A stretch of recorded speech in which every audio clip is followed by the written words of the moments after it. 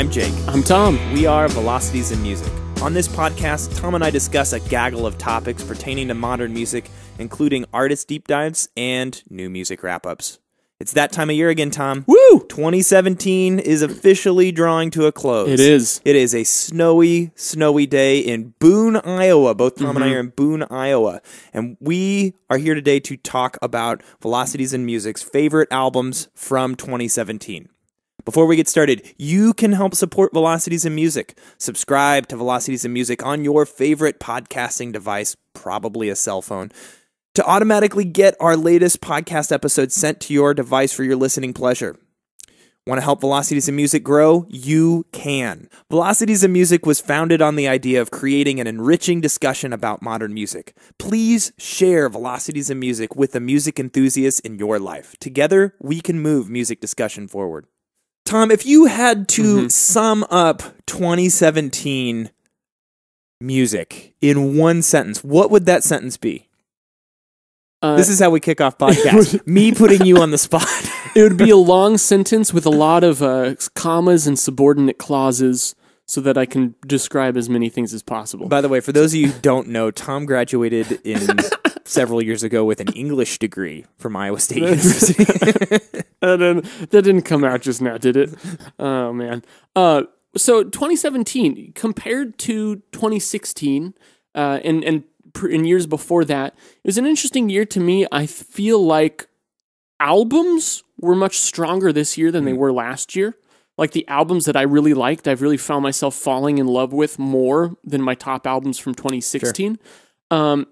But I felt like when I was putting together my songs list, a lot of the songs that I really loved were from the albums that I loved. I felt like last year we had a lot more songs that were strong from albums that I maybe didn't fall in love with. Yeah. Does that make sense? Would you agree with that? Probably not to the same level because there was a number of songs this year that I really liked, but I would agree that last year's songs were actually stronger. Like I remember listening to my end of the year songs list and really loving like a good handful of those. Whereas this year, like I really like a lot of songs, but like I don't have this like deep love for them. Whereas albums, like I only latched on to a few albums this year.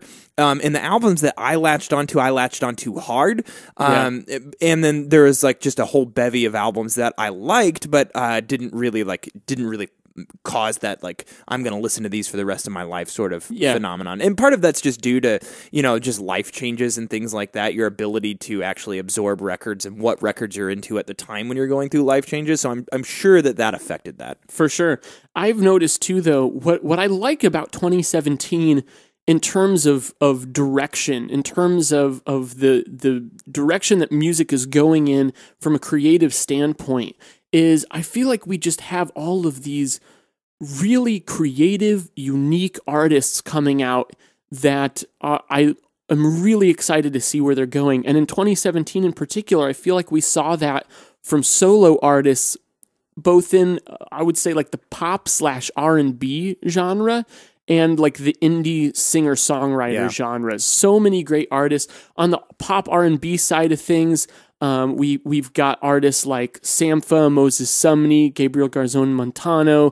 We had a lot of great female artists. We had like Kalela, Jamila Woods, SZA, and several others. Then on like the kind of more singer-songwriter side of things, we had some returning artists like Feist and Laura Marling who have been around for a while and always do great work. And then some that I wasn't as familiar with, like Marika Hackman and Allison Crutchfield. And all of these just you hear this burgeoning creativity coming from these solo artists that I think is really cool, that I just haven't picked up on as strongly in years past, where I feel like a lot of the musical landscape is really taken up by bands. Mm-hmm. Well, this is about the 20 favorite albums of ours from this year. So let's describe how this works. So we're gonna start at our 20th favorite album and work our way up to number 1. We'll we'll introduce the album, play a brief clip from that album, and then give you our thoughts on that album, and then move on. And I think we'll alternate. In case you guys haven't listened to a Velocities in Music end of the year list. How Tom and I do it, since there's two of us, is we each come up with our own independent list, and then we do some sort of spreadsheet magic to create an average, and then that averages out the top albums for our combined list, and then we do a little bit of sculpting around that to kind of reflect what our collective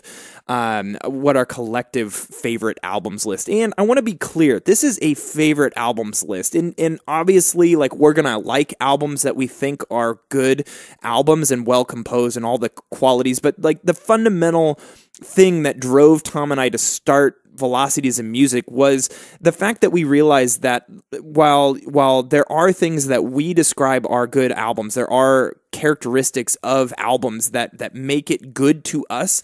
That is, those characteristics are subjective, and every person prioritizes different characteristics of an album in their evaluation of, is this album good or not. So you have to bear in mind, this is just a favorite album list, but hopefully there's some albums on here and some albums on here that maybe you don't know that you should go check out.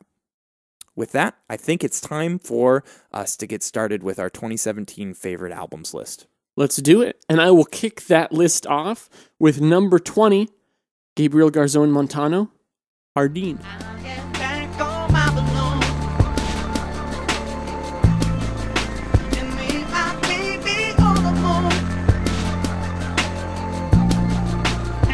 I mentioned this album a minute ago, talking about this group of pop R&B artists that have really been putting out some great work.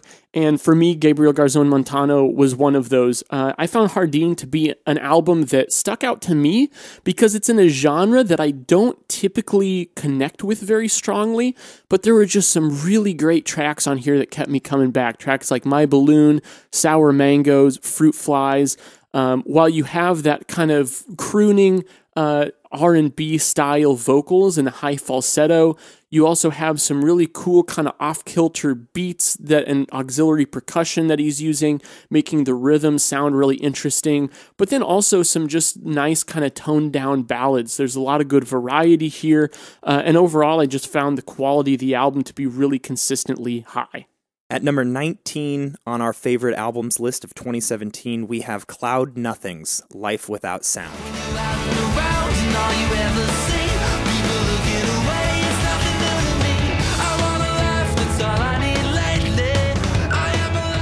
Life Without Sound is the fourth studio album from Cloud Nothings. Cloud Nothings are a band that Tom and I have followed for a long time now, and I have to say, I think Life Without Sound is potentially my favorite record they've released so far. Which is saying something, because everything they put out has been really solid. It has. These guys, I would classify Cloud Nothings, if you're not familiar with them, as being a indie rock with a punk edge sort of band.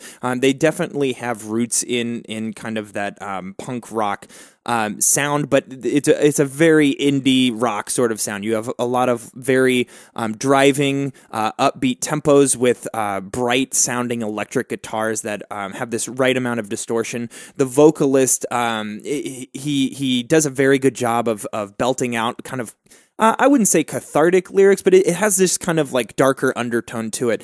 What I like about Life Without Sound is that this album actually shows the band maturing quite a bit in their songwriting approach. The album opens up with one of my favorite tracks of the year, Up to the Surface, which opens up with this piano bit, which I don't remember hearing piano from Cloud Nothings before, and I actually really like it. The whole album seems to have a bit of just a more mature approach. It's less about that raw energy and more about just creating a more optimistic sounding sound that works really well with the presentation and the instrumentation.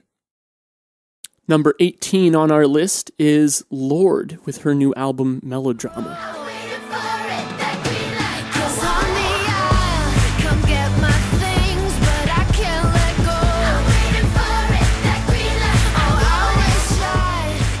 Melodrama is an album that you see topping a lot of lists this year, and where me and Jake's lists tend to be pretty different than a lot of online music publications. Of course, there's going to be some crossover, and I feel like Lorde really deserves a lot of the acclaim that she's getting. You know, as a young, up and coming, but already self-made pop star from her debut, I love it when artists have such success early on in their career and are still willing to challenge themselves and take their music in a different and more artistic direction rather than just be complacent and keep riding out the success that they had early on. I think that's exactly what Lorde has done here. Melodrama is really an art pop album when it comes down to it. There's so much more instrumentation than her debut had. She's doing a lot more with her vocals. The songwriting it continues that kind of emotional impact that her debut has, but just in a much more diverse way. I want to call out in particular tracks like Liability, which is a nice piano ballad, very moving vocals, Rider in the Dark, where she goes full out Kate Bush on the vocals. Like, you hear all these great influences coming from past female solo artists, and I think Lorde is doing a great job of just taking that all, wrapping it up into something that can be palatable to a 2017 mainstream audience, but still pushing the direction of mainstream pop forward. Number 17 on our list is Wolf Alice, Visions of a Life.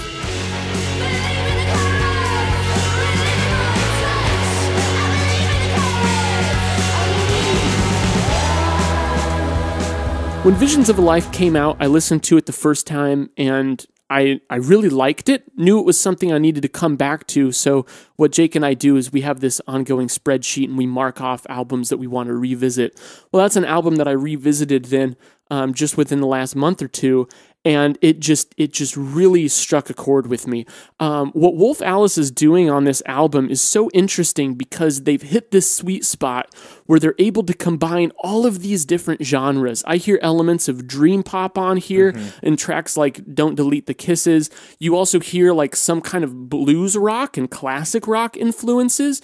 And somehow it all comes together to create just this really strong, confident album with diversity, but still a unified sense of identity. To me, that is a unicorn of an album. It's something that we've talked about in the past, Jake, bands like Pixies being able to do so well. But you don't hear a lot of artists succeeding with that these days, and I think Wolf Alice has really done that in a way that highlights their diversity, but also is able to just have a consistently good album. Several of these tracks I found myself coming back to, and as the album as a whole, I wanted to come back to just for that raw energy that's there in the instrumentation and vocals, as well as some of the also kind of sweeter moments that the album has to offer. Just all around a really great package. At number 16 on our list, we have Bonobo with the album Migration.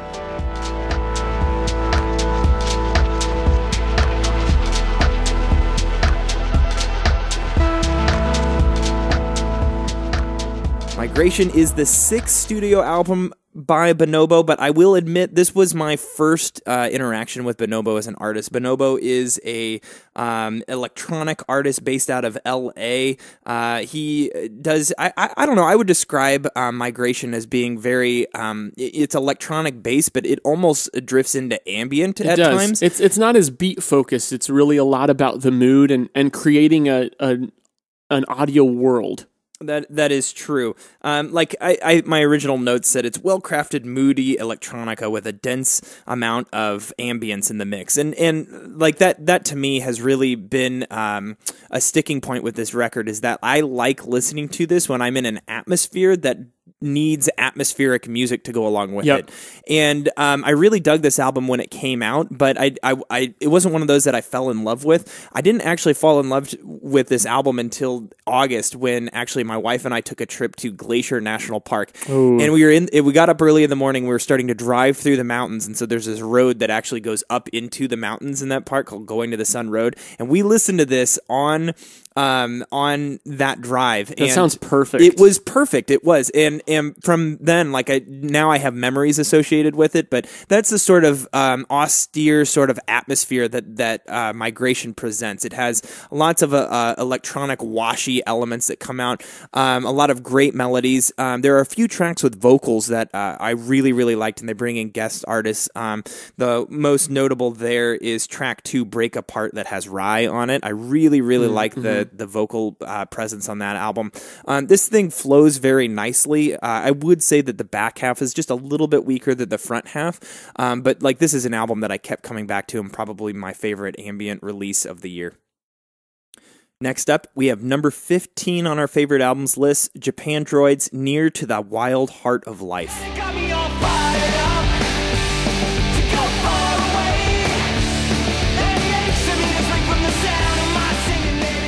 This is the third record from Japandroids, which is a band that I have loved since their first album, Post Nothing, which came out in 2009. In 2012, they came out with Celebration Rock, and I remember that being, I think that we included that on our like best albums of the decade so far list. It's a great album. So it's been a few years since then, and I was really excited to hear that Japandroids were about to release their third albums. When Near to the Wild Heart of Life came out, I put it on, and I will admit, I was slightly disappointed because coming off of Celebration Rock, that was such a strong release that I was pretty much setting myself up for disappointment. But I will say, this record has really grown on me. This being their third record, I kind of expected more of a maturation in their sound, and you certainly have that. You actually hear Japandroids experimenting a little bit with their sound, which is something that I thought if Celebration Rock was where they kind of hardened their sound, it kind of makes sense that the way that you mature your sound is by experimenting. Yeah, you got to go somewhere from there. That's right. So, but the sound is even more polished than before. There were two songs on this record that I kept coming back to throughout the year. The first was the title track and first song on the record, Near to the Wild Heart of Life, and then later on, Arc of Bar, where you hear a little bit more of that experimentation coming out with more of electronic elements. This was just a great record, and I'm glad that we finally got a third album from Japandroids. Number 14 on our list, we've got an album that came out in the later part of the year here, and that's Converge, The Dusk in Us.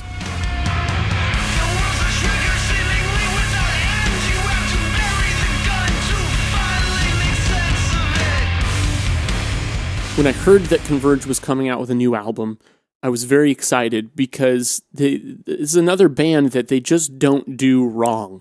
Everything they put out is good, and in particular, their previous album, All We Love, We Leave Behind, was fantastic. I still listen to that record. It's a great record. So The Dusk in Us did not disappoint at all. This is an intense album, but still what Converge is so great about, first off, guitarist Kurt Ballew's production style. I absolutely love it. If I'm pronouncing his name correct, I don't know. Kurt Ballew. You're not. You're guaranteed to be not. Probably not. Yeah.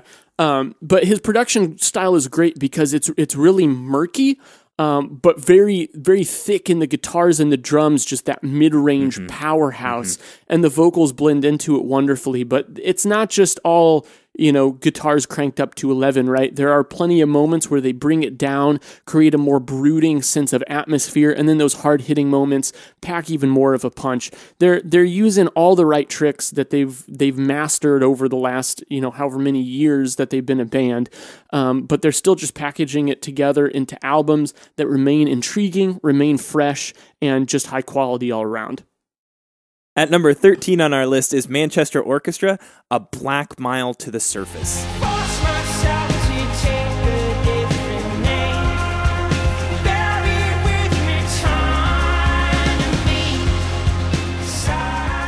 This is the fifth studio album from Manchester Orchestra. Manchester Orchestra, I think we talked about Cope a couple years ago, their fourth album. We thought it was all right. It was just a pretty good rock album, but I don't think it was anything overly noteworthy to us. Yeah, these guys are described as an indie rock band, but I definitely see their sound being more on the rock side of indie rock. Yeah. I would compare them, like the band that comes to mind when I listen to Manchester Orchestra, Circa Survive, if you've listened to them. I think that these bands are actually very similar in their approach, where you have this very bright, upbeat sort of approach to indie rock, but there's a lot of influences from bands like Coldplay and Radiohead in the guitars and the vocal presentation especially. Very clean-sounding vocals, not a lot of distortion on the guitars, and it's just a very big, almost arena sound, but I wouldn't actually classify this as arena rock. Yeah, both bands are getting much more progressive too. We definitely hear that on A Black Mile to the Surface. Also, especially compared to their past work, I just feel like they're really heightening the scope of what they're trying to do. I almost get a sense from this album of like the band The Deer Hunter, in how conceptual and progressive it is. But then the soundscapes, also just the hard hitting rock moments, give me almost like a Silver Sun Pickups kind of vibe as well. So to me, what Manchester Orchestra is doing is really moving their sound forward. Creating just a lot of really good tracks, but also trying to make an album experience out of it. And you can tell that they tried to make it an album experience by looking at the track listing. All tracks, there's 11 tracks on this record, and all but one start with the word "the." So my favorite tracks on the album were "The Gold," "The Moth," "The Wolf." There's one track that's Lead or Lead, South Dakota. I like that one a lot. Yeah, that's a great song too. And that's the key to this album, is that so many of the songs were just so good that you couldn't help but really love this album as a whole. And this is just one that it came out in July. I kept coming back to it over and over again throughout the year. Next up, at number 12 on our list, we have Gorillaz with Humans. Just believe it's the moments. Made up and yellow, red, wrong, white, dirty moments. Controversial pick. Yeah, I think a lot of people aren't liking Humans this year. Yeah, well, and I must say, like, it's one of my least favorite Gorillaz albums. I mean, if we're counting The Fall, I like it better than The Fall, but I don't think it's as good as self-titled Demon Days or Plastic Beach. However, I will say that's more a testament to how good the Gorillaz discography is. Exactly. And Humans, well, I feel like it has some weaker moments, and overall it doesn't leave as much of a mark as some of other Gorillaz' more classic stuff. I still found this to be a really good album that I kept getting pulled back to, especially for a number of highlight tracks. What Damon Albarn is continuing to do is show that he has an ear for guest spots. And while one criticism I have of Gorillaz is I don't think it features enough of Albarn, the guest spots are superb, and they're very diverse. He's bringing in a lot of great artists, some new up-and-coming artists. He had Vince Staples on here, and that was before the Vince Staples album from this year came out, which was also really great. So set him up well. But then he's also bringing in some old timers, some classic artists like Grace Jones, De La Soul. De La Soul, yeah, all the work he's done with De La Soul has been terrific.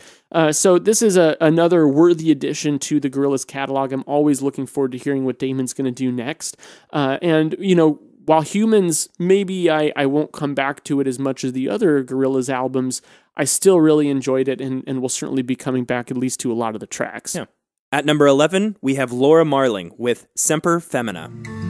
Oh, nowhere you sing so well, sing only for me.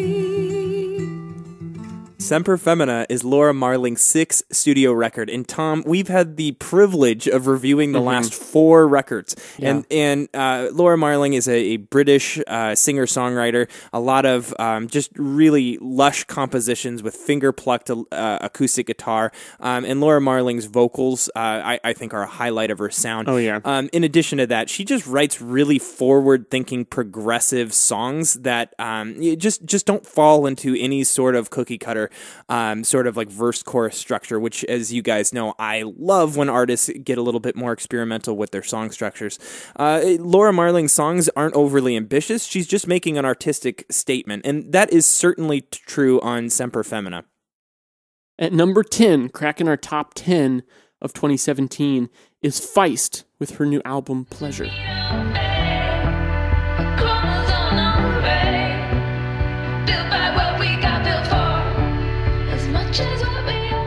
Pleasure, first off, I want to note, also has what I think is one of the best album covers of 2017. I 100% agree. It's such a cool, you don't really know what's going on, but the color and just the scene that's created there. Anyway, go check that out if you haven't.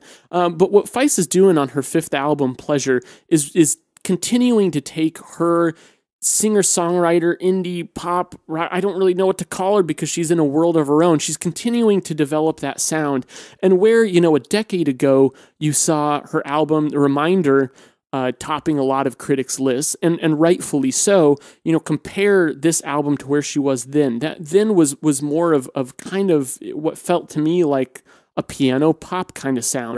Right. She still was doing a lot of interesting things in the writing, but now on Pleasure, she's really gone off the deep end with it. And she's incorporating some kind of lo-fi sounds into it, and a lot more just texture and attitude. So she's, once again, just creating a world of her own within her music. And it's something that, while I mentioned we're seeing a lot of great solo artists, especially female solo artists, doing some really creative stuff these days. Feist is an artist that's been leading that charge for a number of years now and continuing to do so in 2017.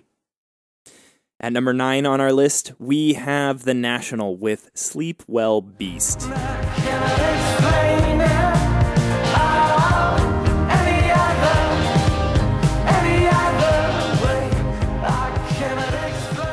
Well Beast is the 7th studio album by The National and their first since 2013's Trouble Will Find Me. I admit I was not a fan of Trouble Will Find Me. I think we were in the minority on that. A lot of people really loved it. Yeah. We were. It just didn't feel like an album to me. And while I liked a couple of tracks off of it, the thing that I listen to The National for is that album listening experience. There's usually a ton of great tracks, and usually it still feels like an album. Thankfully, Sleep Well Beast to me is a return to form. Yeah. You see the National experimenting a little bit more in this one. They're bringing in a lot more electronic textures into the music. Normally, that's a complaint. I wouldn't actually register this as a complaint of Sleep Well Beast because I think the National do it so well. It works into the sound seamlessly. Yes.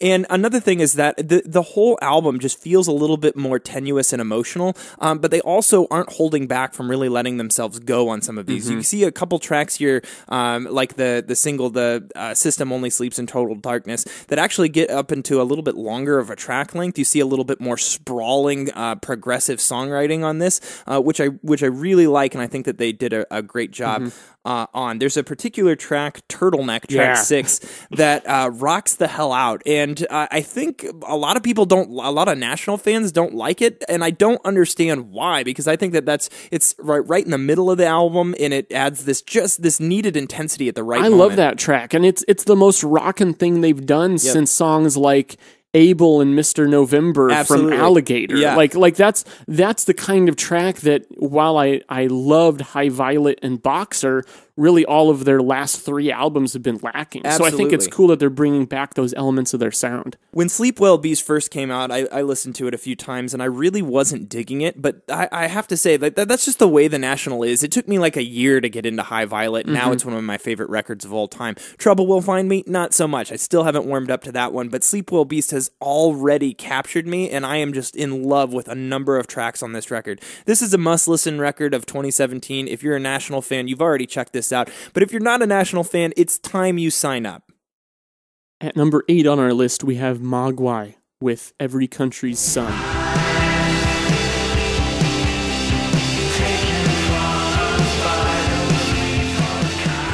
I've said this several times now about bands on this list, Jake, but Mogwai is another band that to me just can do no wrong.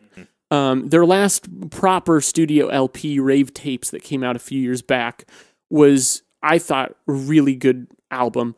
Before that, we had Hardcore Will Never Die, But You Will, which I know some people were mixed on because they started incorporating more vocals, even though that's really something they'd done as early as like their second or third album.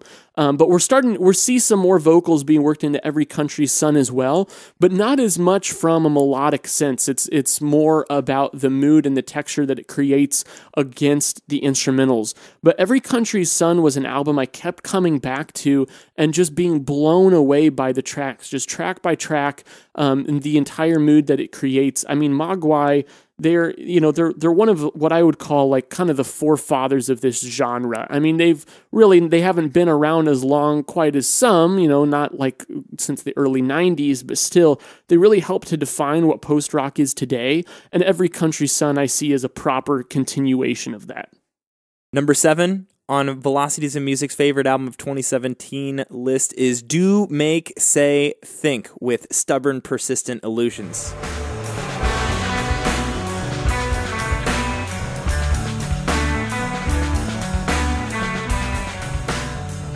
Back-to-back post-rock records, Tom. It's a good thing. Yes, Stubborn Persistent Illusions is the first record from Do Make Say Think since 2009. And actually, Tom, when we did our post-rock deep dive, I think that was a couple of years ago now, we listened to a couple of the early Do Make Say Think albums and really liked this band. These guys formed in the mid-90s and right as kind of the post-rock genre was really getting its legs. And Stubborn Persistent Illusions as an album, first of all, we on Feist Pleasure, we talked about album covers. This is my second favorite album cover of the year. But this is one of my favorite records of the year because of how progressive and well put together as an album Stubborn Persistent Illusions is. This is a little bit longer of a record. It's just a hair over an hour long, and it earns every minute of that with every single song on this record being just this really, really well constructed song. Sorry, go ahead. I interrupted you. No, it's okay. You keep going. Go ahead. You made me feel like a dick. No. I hope you cut that out. I probably won't. Okay. I agree. This album is just so well composed, and they really take their time to build these tracks piece by piece. I also love the sense of space that's created. That's something I'm looking for in a good post-rock record. I don't want things to be over-compressed to the front of the mix. I want to hear some distance in the sound. I want to hear the space between the guitars and each of the components of the drums. And that's something that they do so well while still making things sound big and impactful. I mean, I really think this was just all-around a really great, unique post-rock album for 2017. And number 6 on our list, we have the self-titled album from Slowdive.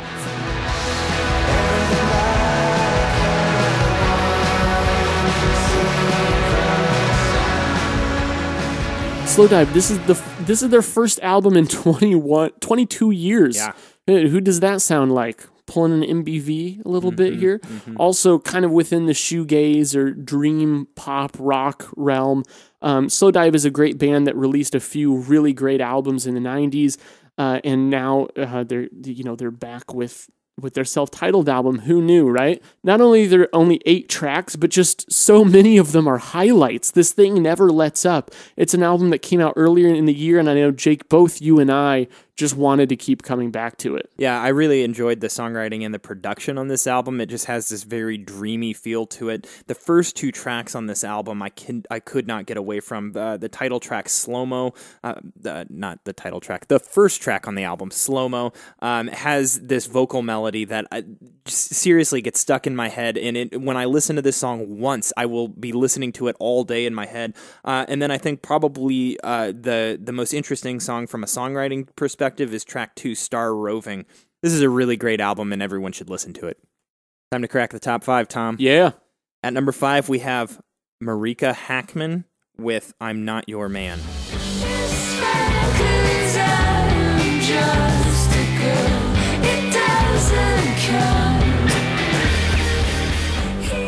So, I'm calling her first name Marika, but it could be Marika because that doesn't really make sense. Though she's a British singer-songwriter, kind of in the vein of Laura Marling, but I would say like her sound rock. Yeah, her sound is a little bit more closer to like Courtney Barnett. Like if you were to take Courtney Barnett and Laura Marling and mix them together, I think you get Marika Hackman. A little more melancholic in her approach. Yeah, a little more indie. Her to me, and this is why I love this record so much. It's all about the songwriting and the craft. Absolutely. I've come back to I'm Not Your Man a lot since this came out last June. There are some really great songs, like I said earlier, but most notably Boyfriend, the opening track, is just a song that I have come back to over and over again throughout the year.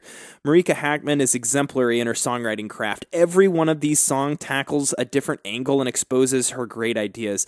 Additionally, the instrumentation is extremely well performed. The guitars are bright, they provide the foundation of the sound, and give just enough edge to offset Marika Hackman's vocals. This is just an album that nobody should miss in 2017. And number 4, we have Jessica Hoop, Memories Are Now. You lifeline, and when we said the words I love you, I said them 'cause they are true. Why would you say those words? This album came out pretty early in the year, I want to say February, and it stuck with me throughout the entire year. The last 10 months, I have come back to this album so regularly. it really just, it captured me in a way that I did not expect. But from the opening track, which was actually, spoiler alert, my favorite song of the year, the title track, Memories Are Now, Jessica Hoop comes in with just an enormously strong vocal presence. And I find that song to be incredibly moving. From there, it just continues to build. Every track is so good on this album, and once again incorporates a lot of variety, still while having Jessica Hoop's just trademark vocals on every track. You hear influences from the folk side of things like Joni Mitchell.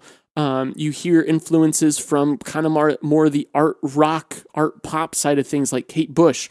There are so many influences that she's taking and bringing together into something that not only is really near perfectly written, but also produced immaculately. Everything sounds really crisp on here. The layers are great. I mean, I could go on and on about this album. Definitely one to check out. I don't feel like I've been hearing enough about it from other publications this year. And to me, it's an absolute highlight. Number 3, top 3. Yeah. Velocities and Music's favorite albums of 2017. Kendrick Lamar. Damn. Okay, we let the A1 fly. Relocate, jump on the same G5. Check it for me heavy, cause I go, yeah. They never been ready, yeah, I know, yeah. 100K. Damn. New shit. Kung Fu Kenny. Ain't nobody praying for me. Ain't nobody praying for me. This album, it's Kendrick Lamar. Look, Kendrick Lamar, this is Kendrick Lamar's 4th proper record. Yes, he had an album last year that did crack our list, Untitled Unmastered, which was just B-sides from 2015's To Pimp a Butterfly, which I think is going to be one of the best records of all time. We already put it as one of the best records of the decade.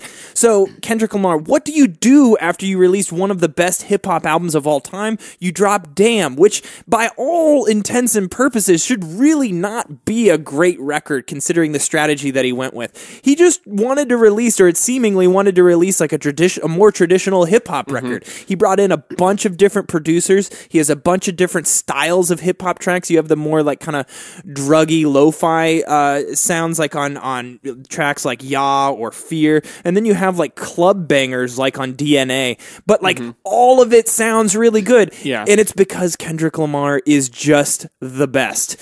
There is nobody out there right now that can write a hip-hop song and execute it as well as Kendrick Lamar. His lyrics, his delivery, the production, everything that this guy does is gold. And while this sounds far less progressive than To Pimp a Butterfly, it sounds so much more mature than Good Kid, Mad City, his 2012 album. He basically took a rather basic formula for modern hip hop and redefined it with Damn.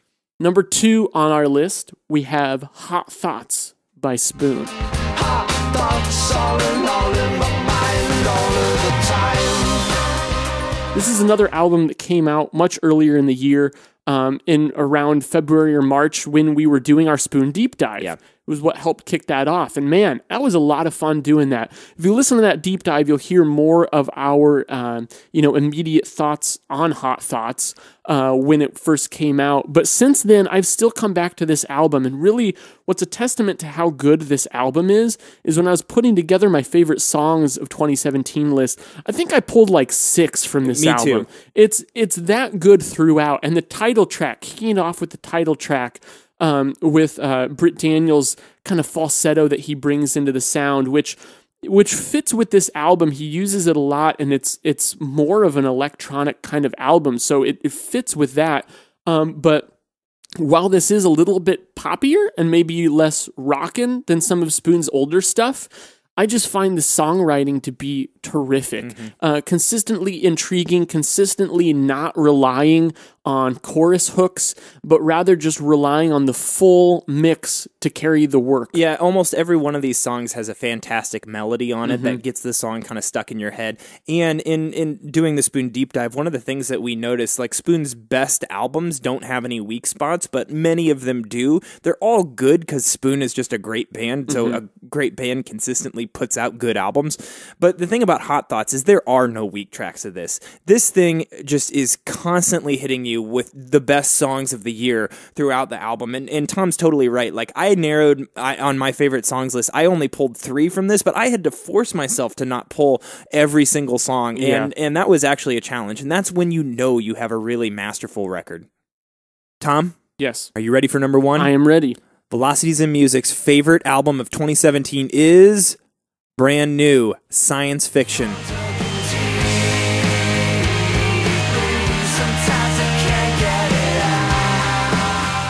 Look, there's something we have to address before we talk about the magnificence that is Brand New Science Fiction, and that's the allegations of sexual assault that were made in regards to Jesse Lacey, the lead singer and frontman for Brand New.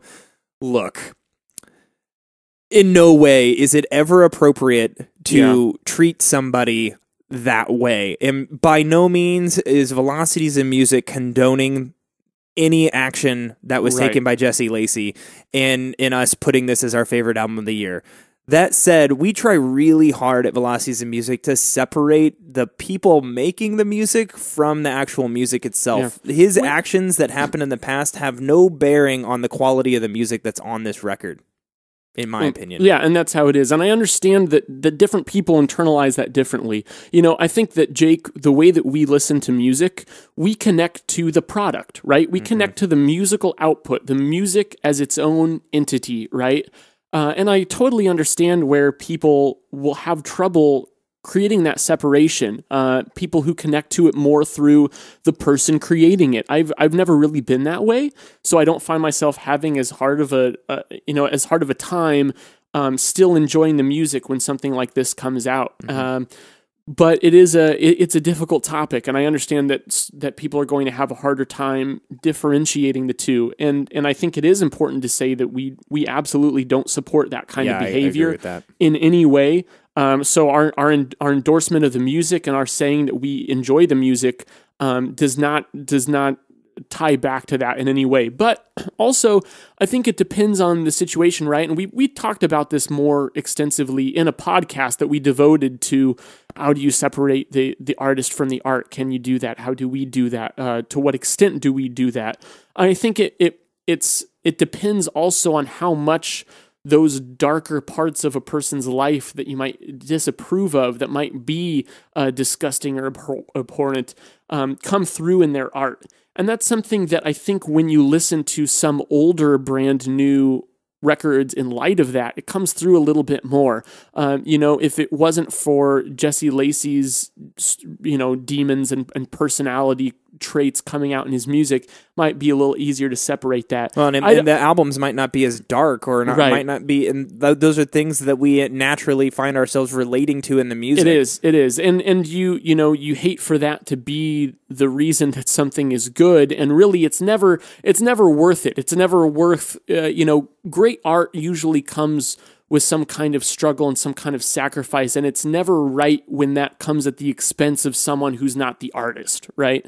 That's never a good situation. But, we could talk about this all day, Jake, but I think it's worth putting that disclaimer out there. But now let's move on to the actual music of science fiction. So we haven't actually talked about Brand New Science Fiction yet on this podcast, which is pretty crazy because it came out when we were going through moves and stuff like that. I think this album came out like the week before I moved from Ames, Iowa down to Phoenix.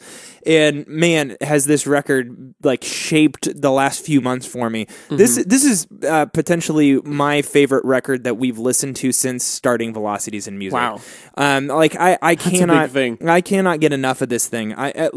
This record to me is perfect in almost every way. And I know I probably like this album more than the average Brand New fan, but it just hit me at the right time, like going through the changes that I've been going through in my life. This, I would say that Science Fiction, without doing like a full deep dive on this record, which isn't the point of an end of the year list podcast, but this record, Science Fiction, you see Brand New tackling, it's a very dark record, potentially their darkest overall.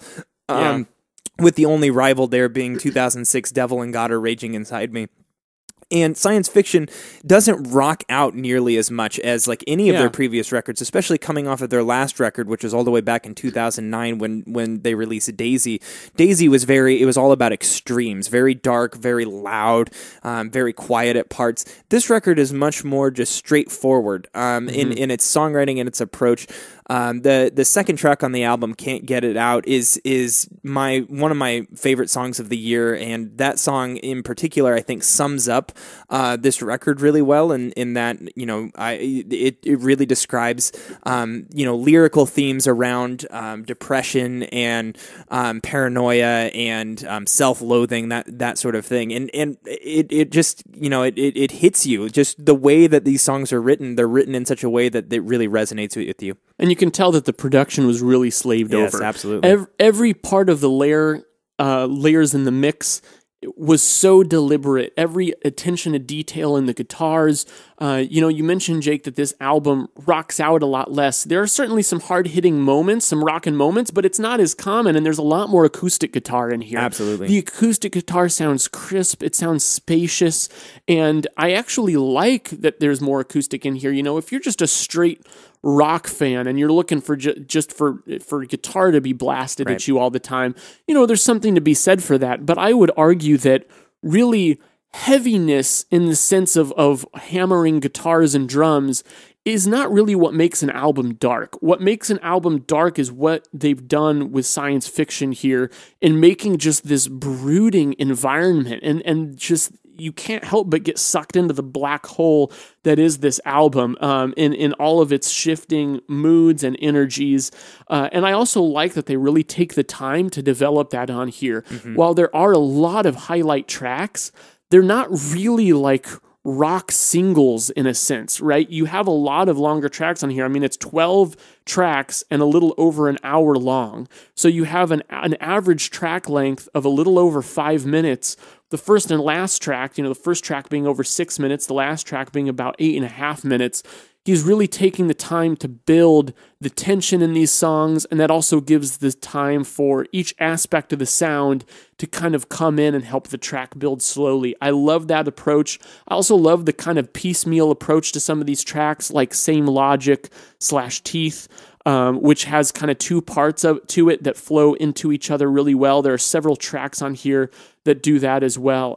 Just so many great songwriting and production tactics on here that all come together to make just one cohesive, brilliant experience. Tom, it was a great year for music. It was. That wraps up our top 20 albums from 2017. Just to name a few albums that were kind of on the bubble of making our list that I think are worthy of a shout out. Kind of going in order, we had Sandy, Alex G, Rocket, Broken Social Scenes, Hug of Thunder, Oxbow with Thin Black Duke, the New Pornographers with their new album, Whiteout Condition, the Afghan Wigs, In Spades, and last and certainly not least was Father John Misty with Pure Comedy. Which, of course, Tom, you have to throw that in there. Yeah, I had to, and here's why, because I love that record, and Tom understandably did not like that record, and as we talked about in that month's deep dive when that record came out, that was such a polarizing effort. It was. And that's kind of what pushed it out of our top 20. But there was just a lot of really good records this year. Reflecting back on the 20 that we just went over, is how important it is for an album to, like, when you listen to an album for the first time, it can hit you and you can really like it. But what gives it that comeback quality, and especially like when you're thinking of an end of the year list, like for an album to hit our end of the year list, it has to have great songs on it. Those songs, like a key song or two, is what is going to cause you to come back to an album, and that uplifts the whole album listening experience, which is why when we talk about, is this a great album, we look for, are there great songs, individual songs on the record. I think all of our top 5 or 6, we pulled between the two of us like 5 tracks from for our favorites of the year. Right. Like, I mean, when you have an album with songs that are that good, then it's inevitably going to be a good album. What really brings it a step up to me is if you can have that and then also have it all come together to be a cohesive listening experience as an album unit. Speaking of our favorite songs, that's our next podcast. Yeah. So we'll tackle that. Our next podcast will be our top 30 songs from 2017. Thank you guys for your continued support and participation. Tom and I love all of your comments on our YouTube videos, your Facebook messages, and your emails to us. Your participation is what makes Velocities in Music possible. So, as always, thank you for being awesome. I'm Jake. I'm Tom. We are Velocities in Music, moving music discussion forward.